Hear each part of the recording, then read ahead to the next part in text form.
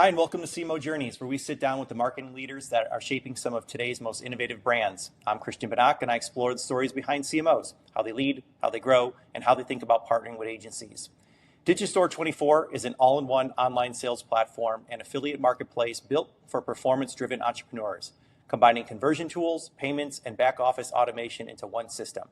And Nick Eubanks joins as CMO at a moment when affiliate, creator, and partnership models are rapidly evolving, bringing with him a background in building and acquiring owned media engines at scale. Nick, welcome to CMO Journeys. Thanks so much for having me, Christian. So Nick, people seeing your background for the first time, can you walk us through these major chapters and what each one have taught you along the way? Sure. So I first job out of college was sort of a left turn. So I went to school for finance. I went to a school with a finance reputation, St. Joe's in Philadelphia. I got a degree in finance, and all through school, I thought I was destined to do stuff in real estate. That's what I did all through college was like internships in all the different parts of real estate. So on inside of a commercial development firm, inside of a commercial representation agency, working as an acquisition manager for a private portfolio of multifamily. Like that was what I was sure my life was going to be like. Sort of stumbled into some marketing stuff in college, and then had an opportunity right when I graduated to go work for a startup, like a fintech startup in a marketing role. And I got to slap a manager title on fresh out of college, which came with, back then what was considered a pretty good salary. And I did it for about a year and realized I really didn't like, I don't know if it was just, I didn't like the product. I like the people I work with. So I think it was really just like, I thought the product was kind of garbage. It was like a glorified spreadsheet. And I thought, I'm 23.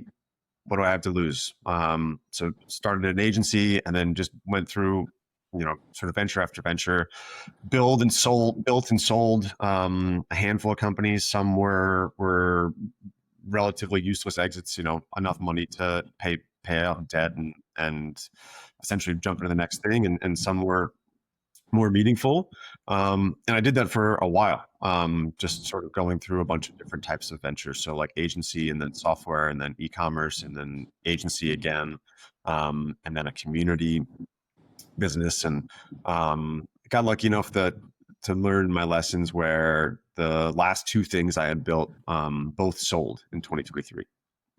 And jumped into a job for really the first time in like almost about 15 years, I guess it was, which was working at SEMrush, and getting to jump into a very entrepreneurial role, working for a very forward-thinking CMO.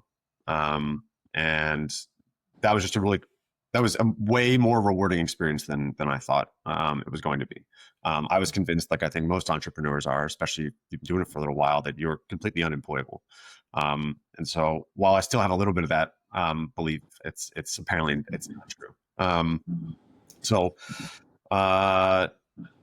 Yeah, I guess like the opportunity to jump in and build a global team with a product that I really believe in presented itself. And it's I was just having this conversation last night at an event with some other folks who are they're more on the investor side of entrepreneurship, but just talking really about how much luck there really is just involved, and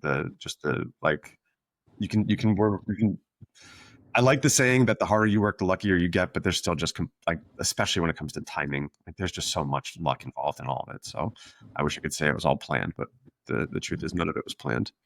Sure. Well, I appreciate the vulnerability there. And I do believe that as well. I think that the luck, the timing, all of that is something a lot of people overlook, and they think it's all about the hard work. There's a lot of people that work real hard and just never really get that break. So Yeah.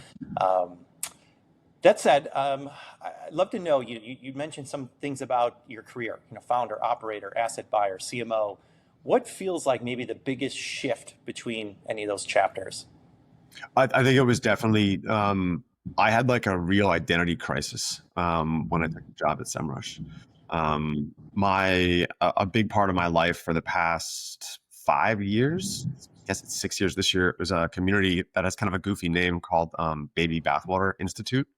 It's a an international group of entrepreneurs and like all different types of businesses, all different sizes, lots of crazy and incredible stories.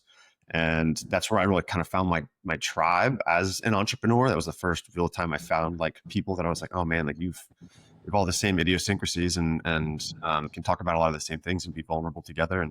And when I took this job, going back to those events, I had this belief, very limiting belief that I was no longer an entrepreneur, and I like didn't belong in this community where I'd found a home, and that was like it was like kind of a tough period for a little while. It's like, I'm not an entrepreneur anymore. Like I have a job, and the job is at a business I didn't start. And, I'm not even like an executive. Like I report to somebody, and I struggled with what that sort of meant for me because I didn't realize how much of my identity was attached to the entrepreneur side of things.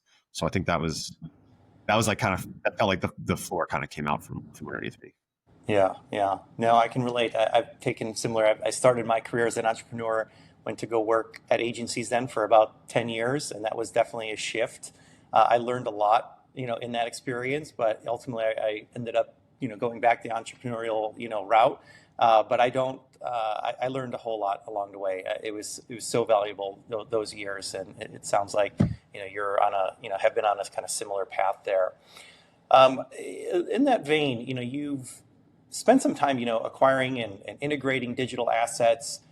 Curious, like how that process has really kind of shaped the way that you're currently evaluating growth opportunities.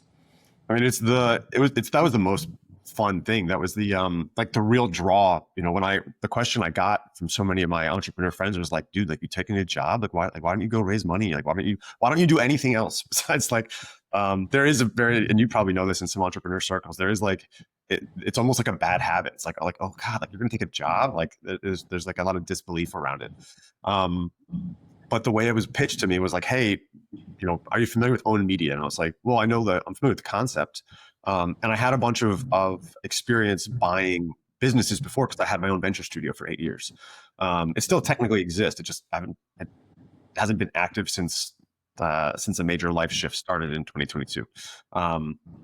But like my experience in doing smaller acquisitions, integrations, buying, growing, selling things was fit really well with the SEMrush opportunity, because the way that I saw that opportunity was like, oh, I get to do this on a scale that it's unlikely I would be able to do by myself, right? Like I just got a huge checkbook and this big team behind me, and I get to go learn how to do really big deals on somebody else's dime, essentially. And so it was like, getting paid to learn a really valuable skill set. And be able to, again, sort of as like an entrepreneur, operator, investor, like be able to take that next step without a term sheet, without huge amounts of risk. And so that perspective has definitely changed the way I see things. I've always loved the idea of buying something that's got traction, but maybe it's got terrible marketing or there's additional tangential audiences that you could sell into. That thinking is what I think allowed me to be successful, as the head of owned media.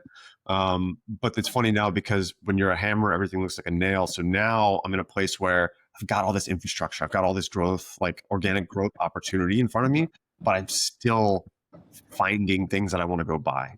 And it's a little bit of a different mindset. Like my mind immediately goes there, like, oh, I could just go purchase this. Yeah, I can go, just go buy this audience, go buy this revenue.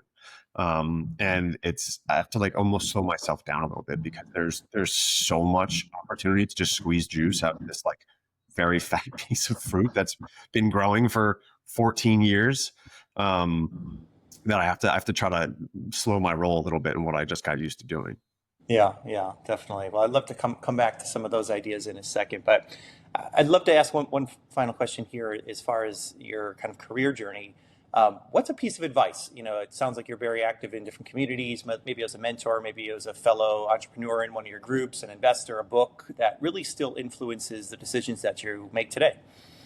There's a couple. I mean, I know you're just asking for one, but like, my mind immediately goes to a few places. So one of my close buddies, and sort of a prolific entrepreneur, well, prolific investor, the best way to describe him. His name is Mike Brown, and he introduced that really simple concept to me one time over dinner, and it was just the idea that as a human being, but especially as an entrepreneur or an investor, he was like, my favorite thing in the world is to have my mind changed. And that sat with me in a really big way. Was like, just like, not just being open to changing your mind, but actively looking to change your mind, like constantly seeking new information that invalidates an existing belief system. Like, that was just that's really sat with me, and I think has started to shape a lot of the way that I see things, and I make decisions. Besides that, well, no, you asked for one. I'll leave it at that. So that's probably that's one of the bigger operating, I'd say, like theses that I really appreciate. Yeah, yeah, I love that. I've never heard it quite put that way, but I love that reframe. So thank you for that. So yes, let's shift gears. Talk a little bit now of your new role, DigiStore24. So for those that are not familiar, maybe tell us a little bit about that, and what with you now stepping into that role, what felt maybe most urgent for you to tackle right away? Yeah, I mean, you actually did a great job describing it, which is really funny because I've sat in a whole bunch of meetings with a bunch of teammates and stuff, and because the platform has grown so much into so many different areas over the past decade, people even internally have a lot of trouble describing what it is because it does so many things. So one of the there's a couple parallel tracks that I'm really excited about. The thing that drew me the most, though, was that when I went and I looked at the product, it's good marketing can fix a bad product, at least for a short amount of time. But a marketer's like wet dream is when you have an incredible product that really doesn't have the marketing that it deserves. It doesn't have the right brand positioning. It doesn't have the right audience acquisition strategies. And like, that's really what was in place here. You've got this global brand that has this long-term reputation and huge market dominating saturation across most of Europe, especially in Germany, and almost nobody's heard about it in the US. The US is a newer market that's been here a few years, but like, unless you're in the industry, you really wouldn't have heard of this platform. So, almost all of the existing exposure and audience affinity is around the brand. That nobody has ever tried to crack the non-brand opportunity, which is my favorite kind, right? As like I'm originally like an SEO junkie, which became a traffic junkie as I grew into my career and realized like I'll take traffic that's qualified from any channel, and seeing the opportunity where there's no non-brand affinity that's ever been created, but there's this incredible product at the core, was what got me really excited about jumping in. So the focuses right now are getting all of the non-brand, getting the content strategy designed and deployed to go after all these non-brand channels that have just essentially never been done. Yeah, yeah, sure. So tell us a little more about that. What are some of the capabilities that you're, increasingly focusing on, spending on to achieve that? So right now it's really about designing organic acquisition strategies across every organic channel. So I have plans eventually to go after more owned media, probably maybe through acquisition. But right now it's building out our earned media program, because that's it's been, well, even earned media and paid media, to be fair. There's been no real paid acquisition that's even been done here. So the capabilities are all pretty well established now in how to acquire high affinity traffic from all these channels, where things are focused almost across the entire organization, especially within the global marketing department, is in AI orchestration. So, really getting the folks on my team, both the US team and the European teams, to just change the way that they think about solving problems. There was this kind of stark realization I had last week where my US director of marketing, I was asking her a bunch of questions and was suggesting that she use certain AI models for certain things. And she was like, man, like, I didn't know I didn't know that they could do that, or I don't think our team members realize that it can do that. Like, can you host a training?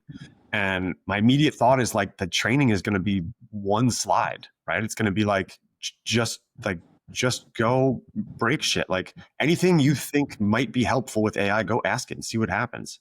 But I realized like that's also not a super helpful answer from a leader. So like, I used one of the AI models to build a training on how to use that AI model. It wrote a script for it, and then it recorded a training video. And it did it in 15 minutes. And it's like, here, this is a very meta solution for you. This will at least give you the common use cases, but like, this is how you need to be thinking about this. It's like, if I tell you how to use it, I'm going to be putting it in a box, and that's not how it works. Like, there is no box. It's like the whole idea. Like, there is no spoon. There is no box for AI. It doesn't fit into any one thing. Like, the use cases are endless when you start to develop the curiosity. So I think that's the muscle that I'm really working on with everybody right now, which is like just go ask. Like, I'm requiring you to spend at least a day just AI maxing. Like, find the edges that exist right now. They probably won't even exist next week. I think some of it's also just educating on how fast this is moving. Like, one of my portfolio investments right now is a Gen AI video agency that makes ads, and that started last January. Founder, brilliant guy, was a former partner at BCG. When that company started, there were 5 moats. Right. One of the moats was product access. They got, that company got access to technology through the BCG relationship before anybody else got it. And then that went away. And then one was product knowledge, because they had access early. They were able to develop the knowledge around how to really work within that platform that sets those sets of models early. That went away. Then one was like the ability to do like editing and like how to do like mirror specific products and get like exact product accuracy that you can't prompt, how to get those products into the videos with the AI components still being able to be rendered and produced great. And that went away. And then there was also things where it was like, I remember one week in February, it was like, oh, we gotta change the series scripting because AI can't do fingers. Right? You remember like this the whole thing, like how do you spot AI? Like how do you spot AI? Fingers were the thing for a long time. That's gone now. Fingers are fine. And then it was, oh, we can't do moving lips because it doesn't handle teeth very well, certain models and certain lights. That's gone. And so like, it's just the speed that all this stuff is moving. I think from a marketer's perspective, like that awareness actually is a huge enablement factor. It's like, if you understand how fast this is moving and you start thinking the same way, which is like, oh, like this, I need to learn this now, because even though it's going to change, like I have to be able to keep up and build that muscle. I think is a huge opportunity if you're pursuing it. Sure. Yeah, I just got back myself from an AI marketing conference out in New York, and one of the biggest themes is the term curiosity, and that's really a skill that people these days, you don't necessarily have to be an engineer yourself, but you have to be curious, and you have to be able to think about how can I use this and want to use this, and find those edge cases. So yeah, I love all of that.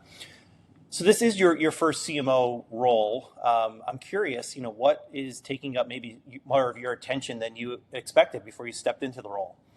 So, what's fun about that is, as the CEO of a marketing agency, what I was in effect, besides just the salesman for the agency itself, was I was essentially a fractional CMO for all of my clients. And so the function of the job is very similar to what it was like running an agency, with big clients. But the things that I used to be able to go step into and point fingers and I don't know how to fix, which was always legacy extension and solving for technical debt.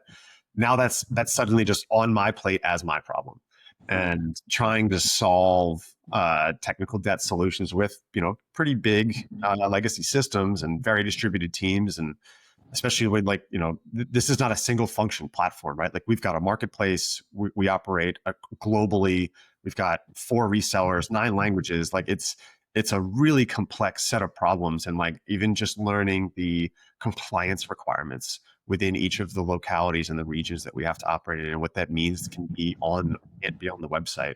like things like I didn't know what an imprint was before this, which is like the way that we reflect the legal links and the address in the footer, and like that has huge implications for, depending on where that's being accessed. And it's not even a language specific thing, or it's a region specific thing, and it could even change region to region, like country to country in the same region. So this is all very new. Sure, sure. Yeah, a lot of learning, I guess, on your side then as well. Curiosity in many ways, right?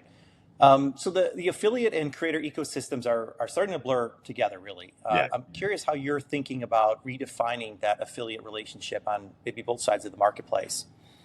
The age old model, I don't think is actually going away, right? Which is people want the only moat that exists in the age of AI is distribution. And there's all these companies that are trying really hard to solve for distribution. And one thing that we used to do at my agency was we would actually go and help our clients create affiliate programs. So we'd go sign up for an affiliate management tool, and we would go and we'd build a list of all of the influencers or people that are creators that had owned audiences, creator brands, and do outreach to them. Back then it was mostly email, and pitch them on why they should represent our client. And the thing that we solve for, that I wish I would have known more about, although it only works in, I think it's in very specific industries for now, is if you can go into a network and add your product and you don't have an exclusivity clause, it's like just an additional distribution mechanism, and suddenly you've got thousands of affiliates that will immediately go and promote your product. There's the distribution factor, but then there's the hidden demand, like organic demand generation consideration that I think a lot of people don't think about. That is, if you go and you run a scaled affiliate program and you suddenly have 1,000 affiliates and they are talking about and mentioning and linking back to you, there's the old school SEO implications, but now there's all of the AI search implications as well. Like launching affiliate programs and supporting affiliate distribution is now actually a smart approach to AI search visibility. And I don't think it's really being thought about that yet. Yeah, yeah. No, that's very interesting. And yeah, as you know, our audience is primarily agencies here. I know you've worked inside agencies and have owned agencies and advised agencies. We've talked a lot about AI here. I'm curious your take on where do you believe AI will replace agencies and maybe where it won't? Well, so there was a bit of a bloodbath last year. Depending on how close you still sit in the agency world, I'd say from like May till September, it was a lot of agencies probably saw anywhere between 30 and 50% of their clients churn, because there was this initial panic. AI really hit. In March, Google started rolling out AI overviews, and then they started rolling them out really aggressively. And so websites, companies that were investing tens of thousands, hundreds of thousands, millions of dollars, depending on the size of the brand, into their organic channels, like their SEO channels, they're seeing traffic go down and down and down. And it becomes, why am I spending this money? And, I've got a slant more toward the SEO side of things than anything in the agency world. And it was really hard time for SEO agencies. And so the ones that have survived have been forced to shift their service offerings. And, SEO can be a cornerstone, but you can't be an SEO only agency anymore. Like SEO has been dying since 2006, right? Every year or two, SEO is dead. And it was always a really funny joke among all the SEO agency owners, because it really wasn't going anywhere. But this is the first time where, the great decoupling of it doesn't matter how many more impressions you're getting, because your content's getting out there and it's getting seen. You're building the right strategies, but your clicks are still going down. And as much as the old head SEOs argue that it's not dying, it's expanding, and that's true, but it's not expanding in the way that it used to. The behavior actually is fundamentally changing. And it doesn't matter how much you want to believe that as a sort of an SEO curmudgeon. The fact of the matter is the CEOs and CMOs out there aren't going to keep investing in a shrinking channel. And so I think the need to understand how these new systems are retrieving information and what you need to be doing to shift the way that you're distributing your content, in a very meaningful way, I think is completely upon us. So the agencies that are changing from service delivery to service orchestration, ones that are actually helping build and deploy AI workflows for their clients, I think these are going to be the people that win. I still think we're going to continue to see reductions in workforces in agencies, unfortunately. I think a lot of the functions of marketing agencies are not really needed the way they used to be. You know, you don't need writers anymore. You need editors. You don't really need graphic designers. You need creative directors. You know, you need humans to manage the loop and manage the process and extend and support them. But the nuts and bolts, the arms and legs, that's changed forever. Yeah, sure.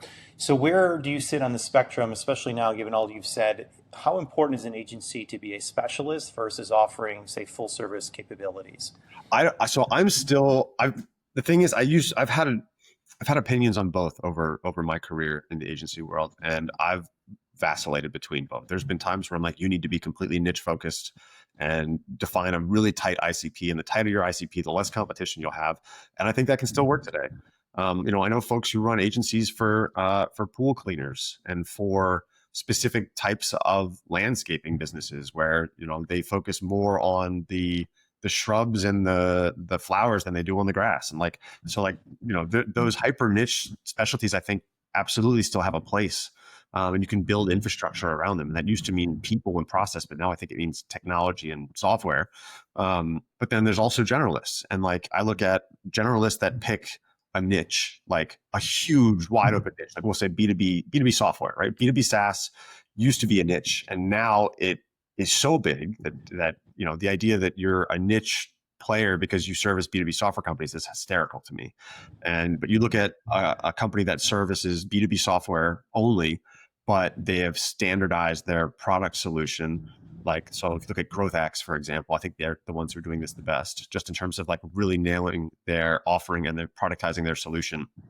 So, you know, a B2B software company that sells AP automation is absolutely nothing like an ERP system, which is nothing like a content management system, which is nothing like you know, a payment solution for salons. Like they're B2B software, but they are 100%. They share almost nothing except for people pay. You know, customers pay a monthly fee for them. But you could say that about. I mean, I could say that about my cleaning lady. It doesn't mean she's a software company.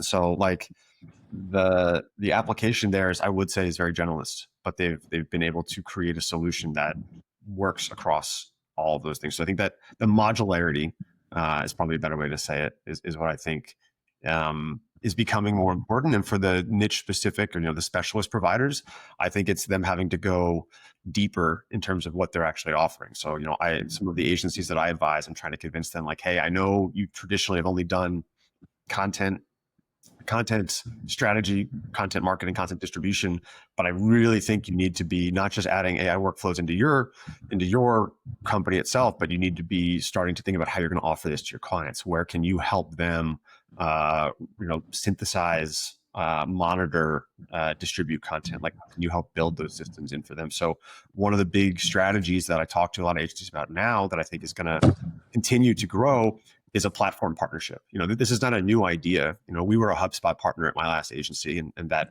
worked both ways. But I think the need to be a platform partner now, in the age of AI, is only going to increase in importance. You know, I think it's a little late in the game to come in and become a Shopify partner. It's also become incredibly hard because the partnership community is so large.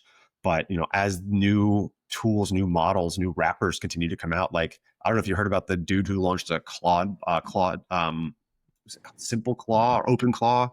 I forget the name of the business, but there's a guy that like launched a business like a week ago where for a few $1,000s, he'll fly to you with a Mac Mini and set up your Claude, like set up OpenClaw for you personally. And he's at like a $10 million run rate in like a week for a services business. Like, Wow. it's like, and that's just going to continue to happen, right? Like, you know, Sam Altman's famous for saying the first $1 billion, like we are not far away from the first single person, like single person, essentially. And I think, you know, as these new wrappers change and as new opportunities present themselves, the folks that are able to have a first mover advantage, but then also are willing to build their businesses around these new models that come out, create those platform partnerships. Even like this guy, I don't think it's an official partnership. I hope they're smart enough to make it official, but you don't even need the official partnership angle to build a business around a platform at this point. Yeah, yeah, yeah. Wow, it's such an interesting world we live in now. Yeah, be curious who that first $1 billion single person unicorn happens to be. Um, how are you thinking then about agencies at DigiStore24? Are you working with any agencies? Is it all internal? Like, tell us a little bit about that. Yeah, so it's pretty common, I think, for CMOs to take a new role and immediately, depending on what their immediate stack of responsibilities are and the initiatives they have to support, to bring in the agencies they trust, or to find some new ones. I mean, to be fair, I've also I had somebody who I met a couple of years ago at SEMrush when she was still there. She left, started a new PR agency. She saw that I took this role. She reached out, was like, "Hey, I would love to catch up." I'm like, "Perfect timing." Like, there's not a PR function in the U.S. right now that's on my short list of things to get started. So, great time to reach out to me. In that same respect, there are agencies that I'm using that enable us to move faster on things that are of critical importance. Like, I was not super happy with the analytics configuration, at least for the marketing analytics configuration. So I have somebody that I trust that I immediately hit up. I was like, "Hey, can you come in and I need to do a full scale audit and give us a strategy on how we clean up GA4 and GTM and our reporting infrastructure. We need a better data lake.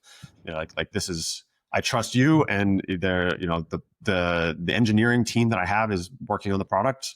And so, this is a very common problem, I think, for a lot of CMOs, is like, I've got marketing analytics needs and I don't have a marketing analytics person most of the time. And then there's other specialist providers. I'm like, "Look, I need a really specific types of content. We're going to build this muscle for organic content creation now, but I need templates from somebody that I know knows what works, and they know how to build the content production workflows that are needed." Like, being able to bring an agency in that can come in, put the workflows in place, create actual sample content so my team can learn and we have the templates to go off of, like, that's still hugely valuable. Sure. Similarly, like, again, like I brought in a paid search person that I know, because like there's paid media people here, but they don't have the channel specific expertise that I need to roll this out across the channels that I think are most important. So I went and found experts that have agencies and I can immediately plug in, and they've got relationships. Like, that's the other thing too, is where agencies are still incredibly valuable is you get an agency that has channel specific expertise. They're probably going to have some relationships that you're not going to be able to get. Like, I brought in a guy to help with a specific social platform to get paid ads up and running. And, he's able to be like, "Oh, I can introduce you to the senior brand partner manager there, and they can set you up with a line of credit." Like, that would not have happened if I went in the front door. Sure, sure. Makes sense. So I want to shift gears here. I got one more question. We've talked a lot about your journey. We talked a lot about work, but outside of work, what's something people would be surprised that maybe you're deeply interested in, something that helps you stay sharp and grounded? So I run a lot, actually, and I don't look like a runner. I'm not shaped like a runner in any way, because I also really enjoy food and wine. But I run like a pretty significant amount. I usually run 4 or 5 10Ks a week. Wow. Yeah, yeah, I love that. Yeah, I run as well. Not as many miles as you're putting on there, but It's like that's like, I've tried to meditate and I have a hard time sitting still, but like, the meditation for me is I get 3-4 miles in, and like the fog clears and I get this like clarity where I'm no longer thinking about my legs being sore or me being out of breath or the pressure in my chest.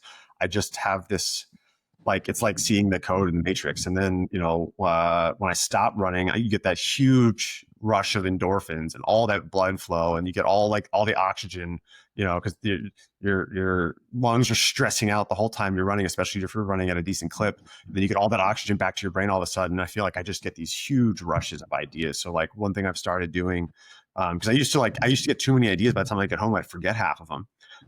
is I've started to just open a voice note in ChatGPT and just blather directly into it. And that's been like a huge saving grace.